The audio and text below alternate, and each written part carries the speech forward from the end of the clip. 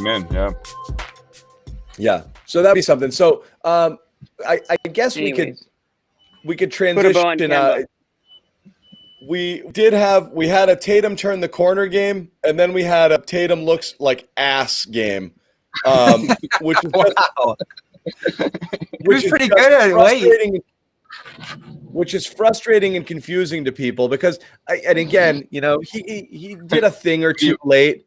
What do you mean, but Johnny? He looked like he was moving. Yeah, he turned it over twice in the final minute. Oh, come on. Twice late. He almost cost him. He almost cost him that game with the late stuff. Yeah, bad pass.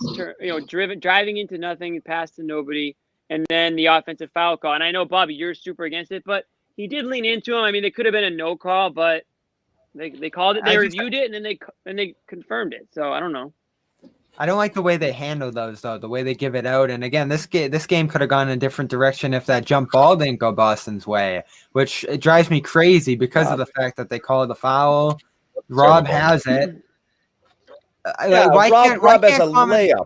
Why can't common sense prevail there? I know that's probably the rule, but it's a ridiculous rule that you go to jump ball in all these different situations. So again, we're seeing game after game in crunch time, replay, jump ball. There's no game. It's just like, oh, let's restart because we can't figure this out.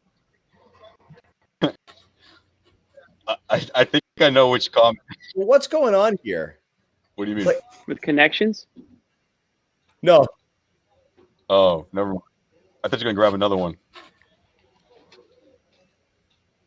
No. I didn't even look at the comments. But what's going on with what do you guys think here? With Tatum? I mean, yeah. Somebody go. I don't think it's something.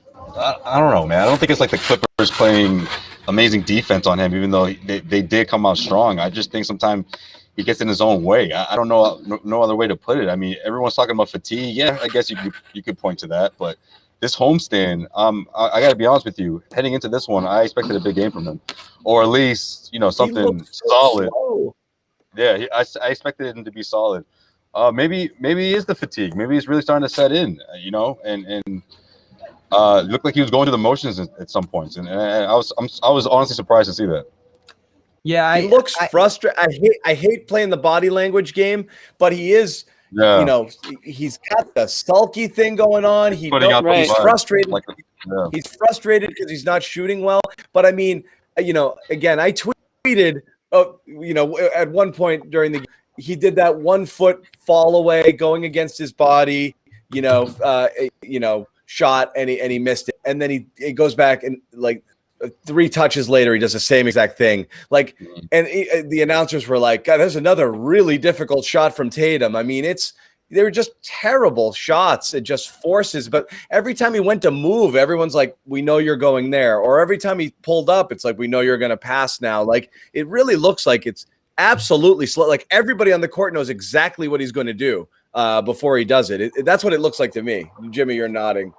Yeah, well, we've been saying this for the last few shows. I don't know, Josue, you were there in person, so maybe you have a better view of how it went out there. But we've been saying the last few shows, it just looks like he's moving in quicksand. It looks like the shot takes 10 minutes for it. It's like we said, it's like defenders kind of know what's coming.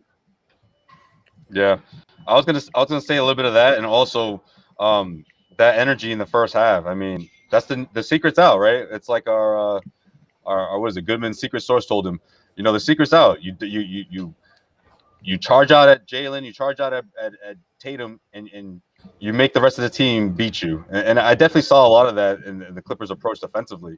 But I mean, I don't think they anticipated Kemba to light up like the way he did, or Jaylen to get out to a hot start, and that really held them through into the halftime. So yeah, Beverley's a tremendous. This is kind of my fear. I was going to say Beverley's a tremendous defender, and that plays a role in it. I feel like whoever he guarded tonight was going to be shut down completely. If you want to go the Kemba route, Kemba probably goes 3 for 12 in this game. So that guy is incredible. How tall is Beverley? He's short, but man, he gets up under you. He sits under your feet as you're shooting, as you're dribbling. The way he gets in the guys without fouling. Shoot right over the top of that all game if you've got that. I've played short. I've played short guys like that, and it can completely throw you off your Yeah, game when sure. a guy gets underneath you. But my overall point on him, though, 10 with a high release, that's a gift right there. I get it, and your overall point's Turn right and shoot. Just turn and shoot. About this like second quarter. That's the only way he scores is just being taller. With this whole second quarter drag he's on right now, it comes down to him having so much isolation, having so much pick and roll without the outlets for roll men in front of him. Like I thought that stat from Sunday was so ridiculous that this team only throws in general the 5% of their roll men. We all know about the ball movement issues around him, the way the offense is structured.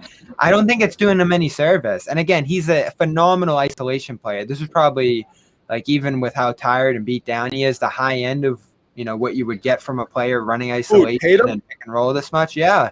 Like right Tatum's now, ISO numbers are among the worst in the league. Yeah. Like I think the whole system. Tatum's isolation numbers are terrible. I think the whole system just isn't suiting him well for that kind of style right now. Like they have to get things ramping up, moving a little bit. And in crunch time, you're seeing Kemba able to do that right now better than Tatum. So this goes back to my point from the postseason that like he has flashes of brilliance on the ball, being the lead ball handler of this team. But I think this year in particular, they need help. Whether it's Smart or outside guy, they need guys setting up the wings, the centers, shooters off the bench. Like they need a facilitator, and Kemba's done a phenomenal job the last 3-4 games, but even he probably isn't enough for a stretch run. The importance of Smart right now, whether it's defensively or offensively, is just through the roof. Like they need him so badly right now. Bobby, I didn't know that you were a former. Were you the D1 or did you make it to like EuroLeague when you were posting up in general? Anytime he stopped playing.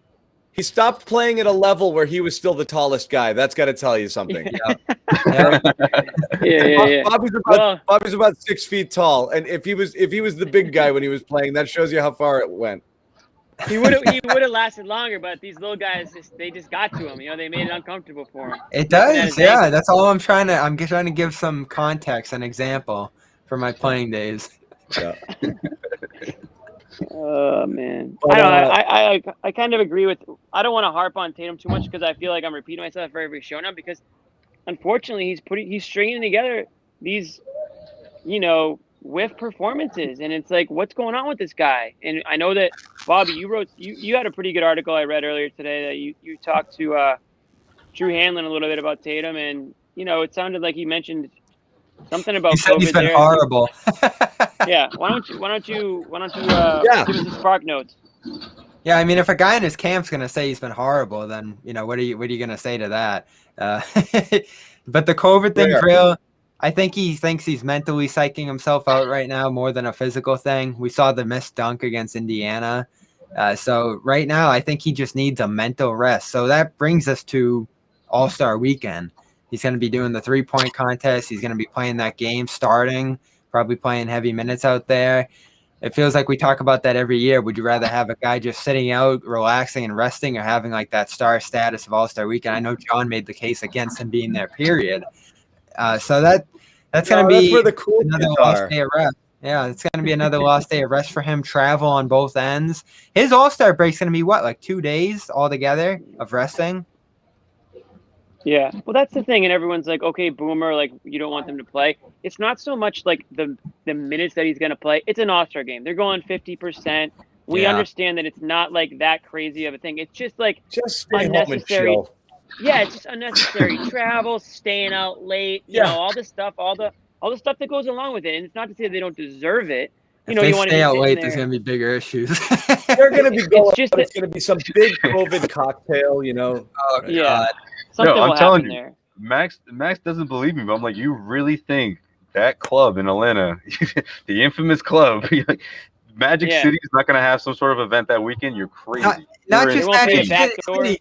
Yeah, of course. Kenny Smith's gonna do his annual party. He's gonna do all that. Like, it's gonna be not gonna be all over Instagram. But come on, TNT headquarters. You really think he's got exactly like they know everyone. They know the who's that all the venues. And, there's gonna be plenty of money to grab for those venues.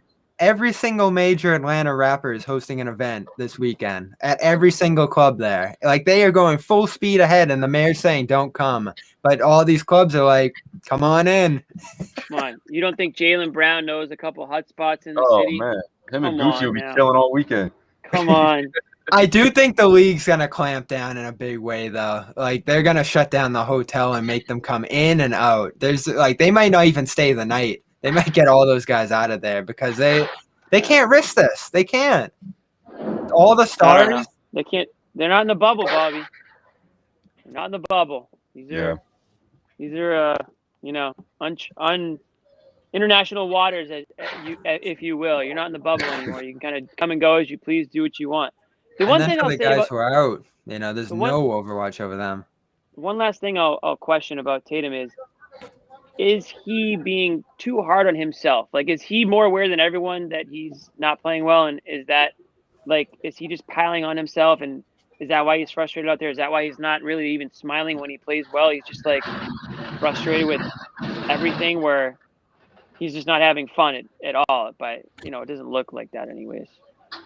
I think so. I think Tatum's the kind of scorer that he's not going to slow down, right? I mean, if he goes, 1 for 10, he's going to still take shots. I mean, I think that's a sign of a great scorer. But at times, I think Tatum's the type of person where other players or the superstars would try to do other things. I don't know if Tatum necessarily falls in that category, at least not yet, right? I mean, he can do a little playmaking, he can defend a bit, but his bread and butter is his scoring, and when that's not there, he's not comfortable on the floor. I see that. I think we know enough from Tatum to notice that. It doesn't mean that he's out cold for the entire game. I mean, tonight's the best example of that, right? He hit those shots down the stretch.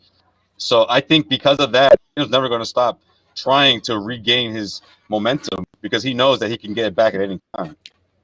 Is the value of what he could become going through this as a ball handler, as a lead guy in a team, worth some of the struggles that I'm going to have to go through right now? I tend to say yes, but man, has it been a long, arduous process going back to last postseason. Again, I think his struggles in this role, in this spot, played a big role into them. I don't think he makes decisions going down early in Miami. Yeah, and the pressure on him is so massive. You need to be an elite decision maker. He does not make the decisions quick enough, and again, it doesn't mean he won't or can't. But he doesn't. When the doubles come, his instinct is to basically allow himself to get pushed out and to dribble further out instead of make that quick pass. He's got to recognize it before it comes and get it out fast. He just doesn't do it. It's definitely, everyone's making a big deal about his playmaking. Sure, like he's made some deep passes this year and done a couple things that you're like, oh, great vision on that. I just don't think he makes it quick, and he doesn't make it under pressure very well.